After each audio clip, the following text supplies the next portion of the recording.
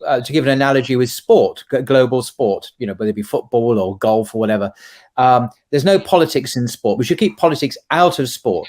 So we have there was a German football player, a Muslim German football player who said something quite publicly about the Palestinians or had some, and he was roundly criticized, bringing politics, controversial issues into sport. You shouldn't do that. And he was roundly criticized.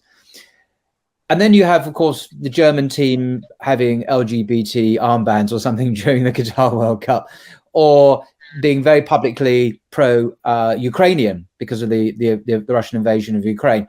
Now politics is very much a part of sport when it comes to Western foreign policy objectives like on Ukraine or ideological issues like LGBT. All that is perfectly acceptable in sport. And it's promoted. The BBC promoted this, I noticed. But 5 minutes before that, it was, we can't have politics in sport. We can't have these divisive issues promoted in sport. We can't have it in football. We can't have it in, all that. And I'm thinking, wow, where did that happen? The double standards, the hypocrisy, and of course, it's led by a Western agenda all the time. Yes, we mustn't have football. We mustn't have politics in sport, except when we, the West, decide we can. And then because it's a worthy cause, we must have LGBT in sport. We must have pro-Ukrainian publicity and slogans and propaganda in sport.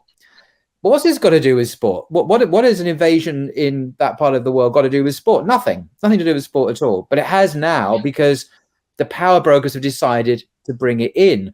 And I'm saying I'm being cynical about this because everyone can agree, I think, in what you've just said, except until certain people decide, well, actually, we're going to have political criteria after all. And unless the Muslim world endorse X, brackets, gay marriage, LGBT, actually, we're not going to have them in your countries.